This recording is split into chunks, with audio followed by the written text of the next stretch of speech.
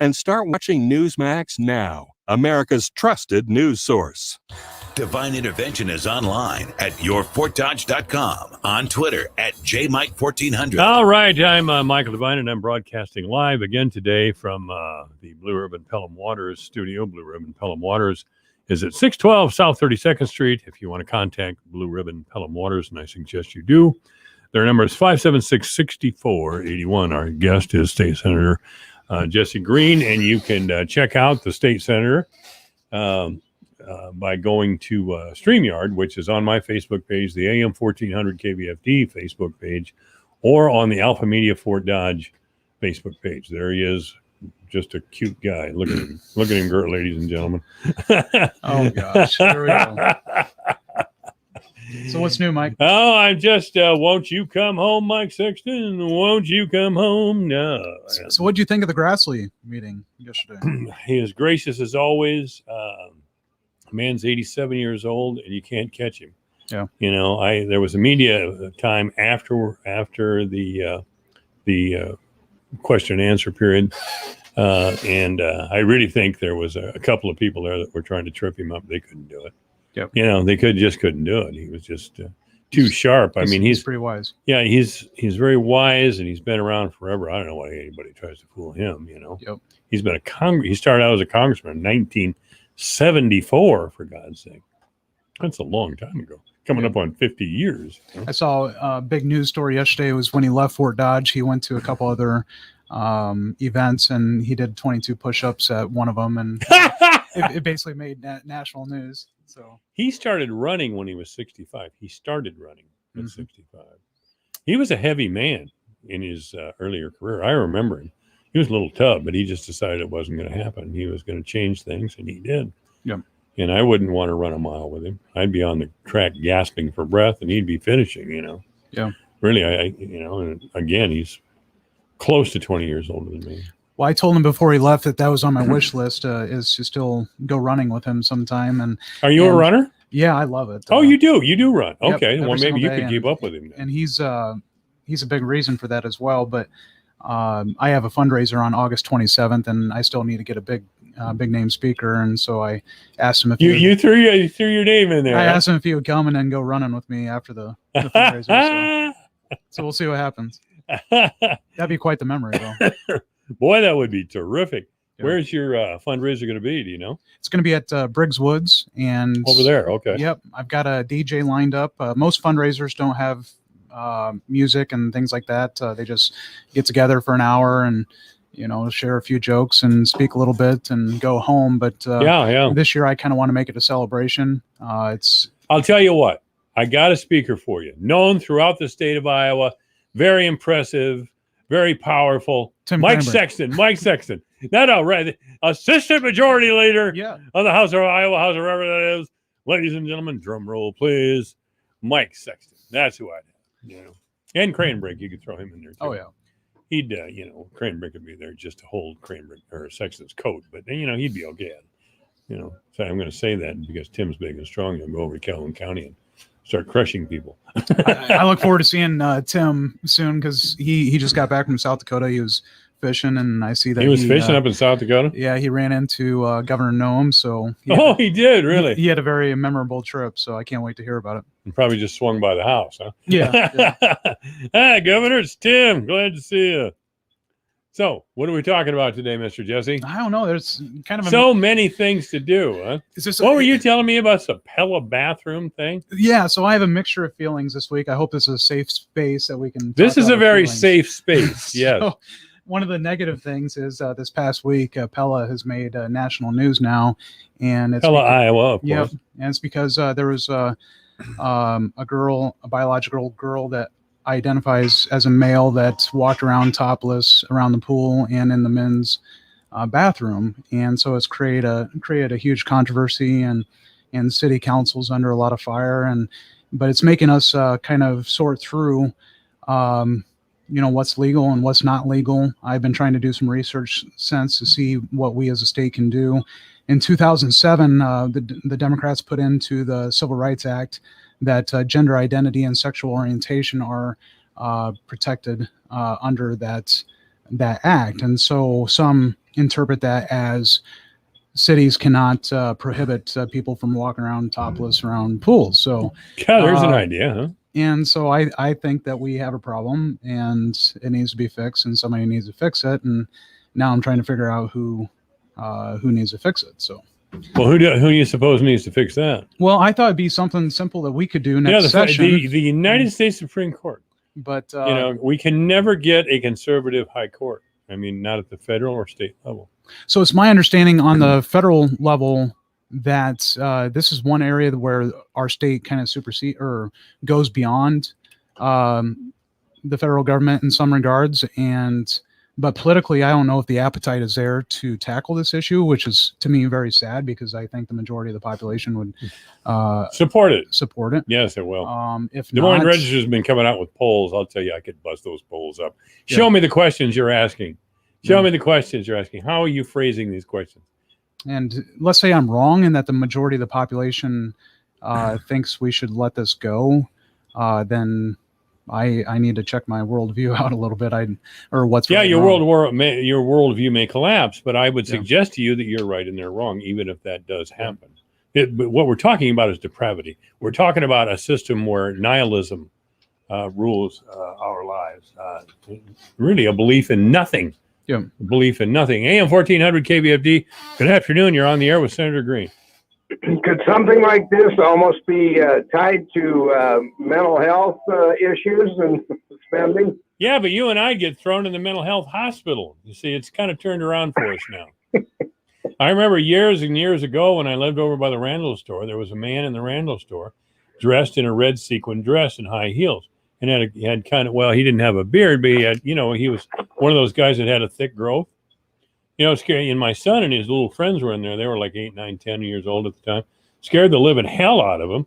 They came running home, and I went around the corner, and the police were putting this guy in a blonde wig. It was quite a sight, man, in the back of a police car. But if you do that now, the police are wrong, and they're brutal, racist thugs. Well, blah, blah, blah. I would like to go back to the 2007 political environment and see when this got brought up. I would assume that's when probably gay marriage conversation was going on in Iowa as well, when the Supreme Court put their opinion in on that. But I don't think people really understood the ramifications of what happened when they put this language in our Civil Rights Act. And we are seeing insanity front and center playing out before our eyes, and what's sane is insane, and everything is upside down. And I believe we have to do something next session. I don't care if it's an election year. Somebody needs to press the issue right away. And if somebody doesn't press the issue, we need to know who they are, Senator. You guys, Cranbrook and Meyer, and it's the same on the Democratic side. You never want to say who these people are who are screwing up the process. So we don't have little girls being in the restroom and have some guy come in, say he's a girl, and I don't know, whip it out or whatever they do. I don't know. Yeah. That's a tremendous failure of leadership. The late Chief Justice Mark Cady, God rest his soul, was convinced in a concept called implicit bias. And I read a lot about implicit bias since then. And it's just a concept. It's just a flaky. What has to happen, Senator Green, is if you want to pass something, if you want your argument to prevail, you have to have an intellectual point of view and a moral point of view. Now, you cannot have a moral point of view when it comes to cross-dressing or whatever they're doing or those sorts of things. But the intellectual rationale would then have to be provided by activist academics. That's exactly what happened with critical race theory. Critical race theory is nonsense. It really is. It's Marxist nonsense. Yet there are those people, and they're educated people all over social media, telling me, well, that's just something. Opposition is just racists who don't want to discuss slavery. I'll discuss slavery with anybody who would care to come into this room. I'm fine with the debate of ideas. I'm fine with freedom of speech. I encourage that. And in our in our schools, there's something weird going on when we push these theories on teaching these theories. And then when it comes to if somebody wants to have a Bible class or something like that, the world comes crashing down, and on some of these, just everybody goes crazy. And so my response is to some of these guys that want to teach critical race theory, well, then maybe you need to do what religious-minded people have to do, and that's start a private school. Or how about you join with me and Yes, let's start a private school. Or- The Democrats have screwed up their public schools. I'll tell you. or how about you join me on ESAs, and we'll have vouchers, and schools teach what they want to teach, and if they think that's the ESAs, best- you said, Senator? vouchers, whatever you want to call it, What is ESA the acronym for? educational savings accounts. Educational savings accounts. Yeah. Okay. Yeah. Oh, that's a pretty benign name. Or another term would be governor's students first scholarships. Let's see what else. You guys always are confusing me with these acronyms. you Well, know? I'm trying to adapt to this politically correct world. Where Well, we don't do it, term things- Jesse. Don't be corrupted. See, Yeah. Tim Kreinbrink was such a good guy when he first, and he still is, and he's an admirable man. And I would welcome him to my home anytime. He and his wife, they're fine people. But all of a sudden, tax cuts became deappropriation. You know, I finally got him to stop saying that. Deappropriation. I can say that Tim is a lot wiser than I am, so I think that's a wisdom issue. So Yeah. um, Scrapter used to come in and just tell it like it is. So, you know, yeah. but he lost. But I'm it. here. So, Yes, you are. So, And that's terrific. um, Do you think that, Ann Meyer, and I love Ann Meyer and Mhm. her husband, Jim, she kind of saw pushing back on transgender things as discrimination. I don't think she still does. Because there is discrimination as far as I'm concerned, and it's on the little girls, without a doubt. That's just criminal. That's a catastrophic failure of moral leadership on the part of business, the court system, and our professional class to even think that this somehow makes any sense, or that there is intellectual, scientific justification for this at all. There is none. There is none. There's speculation. A lot of times, and this happened with gay rights. Most of the time, the people who are advocating, the intellectuals or the academics who are advocating for things like transgender rights, and they always forget to mention this, are transgender themselves. Most of the early writing on gay rights came from gay academics. They wouldn't reveal it at the time, but that's what it was. By the way, ladies and gentlemen, I have no, it was not The Band Played On. That was a great book by Randy Schultz on AIDS back in the 80s. I'll have to think of the name, but it was a public relations effort by two gay activists in the late 1980s that it turned out to be a playbook for the gay rights movement. There was nothing moral or intellectual about it. It was a public relations campaign to convince people to accept gay marriage. And what they specifically wanted to do was label anybody who wasn't in support of gay marriage as a hater. Yep. You're hateful, and they still do it. You're hateful. There is no intellectual or moral argument to most of the left's positions. There really isn't. well, There really isn't. There's some issues that some of us down at the Capitol, and it's really interesting how we're all brought together at a certain time and elected by our constituents for certain issues. And when I look across that chamber, I think it's really neat how different people are experts in different fields.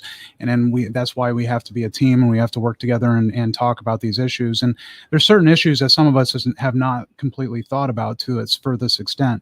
And that's why I really appreciate with Ann with human resources, and she is that's what she thinks about 99% of the time. I guarantee you, when she sleeps at night, she's thinking about mental health and things like that. And whereas I probably think more about agriculture and whatnot. But I think when it comes to these social issues, just like I just mentioned a little bit ago in 2007, I don't think many people thought, what does that mean, having gender identity and sexual orientation listed under the Civil Rights Act?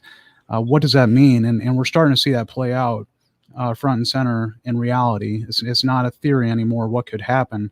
We're seeing some of these drastic cases, and I think this situation is going to be eye-opening for many people across the political spectrum, whether it's Democrats and Republicans. And it'll be interesting before next session starts, the movement that might be happening before that time to help us pass some legislation. Well, years ago, we thought we had the death penalty back in Iowa, But at the last moment, a couple of Republican senators backed out. One of them, I remember, thought that he never talked about it. In fact, he was supporting capital punishment when he ran, but at the last minute, he decided he was opposed on Christian moral grounds. What came out later that he was having an affair the entire time he was down the State House. Yeah. So I don't want to hear from him, and I don't want to hear from people like that. We should have an honest debate on the death penalty and all of these issues to see who's where and why. Yeah. Don't give me this. It's against your. Well, and this year we did have a bill in there that would have the death penalty for those that kidnap, rape, and murder somebody that's under 18, and it caught a little bit of traction, but it stalled out, and that was kind of eye opening for me because I thought that was a fairly common sense thing. But well, they tell me down in Des Moines, the lobbyists, and when I'm in Des Moines, when you guys are down there, I usually sit with the lobbyists and talk to them. They tell me it's the church groups that come out, a couple of left-wing church groups that come out and start driving them crazy. And I don't think those church groups have the influence that they had 20 years ago, 25 years ago. They really used to make a lot of noise. And of course, the Des Moines Register would take up their cause. But we're in a different media world now. And we don't have to take guff off those people anymore, frankly.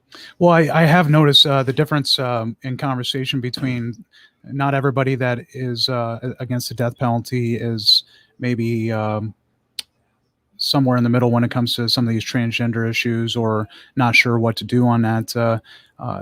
It's interesting seeing their arguments on both of those issues. And on the life side, if there's a handful in the Senate that are staunch pro-life, life begins at conception, and they draw that out to its furthest conclusion to death, that all life should be protected regardless of what they do. I understand that. I accept that. And I really appreciate that. And then there's there's probably about 4 or 5 of them that believe that also are very strong on protecting bathrooms, protecting girl sports, and so they're not. You would assume that some of them are moderate all the way out, and it's not the case. And I always tell Christians and I respect them. I'm a Christian man myself. If you're opposed, if you're going to tell me the Christian faith will inform you to be against the death penalty, I would like you to explain the example of Jesus Christ, who literally accepted the death penalty for our sins. If you're a Christian, please explain that to me. That has, by the way, ladies and gentlemen, 955-1400. If you can explain that simple concept to me. Yeah. If Jesus, the Savior, the Lamb of God, is really opposed to the death penalty, explain his sacrifice to me. Well, and one thing that would need clarification as well is Romans 13 talks about giving the government the sword. And well, what is a sword? What is it used for? It's not for decoration. And so at what times are you supposed to use that? Is it just times of war? Is it just times of, protecting our borders, if you believe in borders? And there's another question. So when are we supposed to use that sword for protection? And you get your little shots in there, don't you, Jesse? Yeah. Good man. I'm getting better, right? Now you are. You're loosening up. You're doing quite well. So just don't go off and hide on me like Sexton. I don't know what happened to him. All right. Jesse Green is here. State Senator Jesse Green. We are broadcasting live from the Blue Ribbon Pelham Waters studio. Blue Ribbon Pelham Waters at 612 South 32nd Street, right here in Fort Dodge. You can contact them by calling 576-6481. We'll be back. Michael Devine, the Doctor of Truth. Does anyone have anything they'd like to confess? That AM 1400 KVFD. It's 328. Panera favorites are hot and ready to serve for dinner.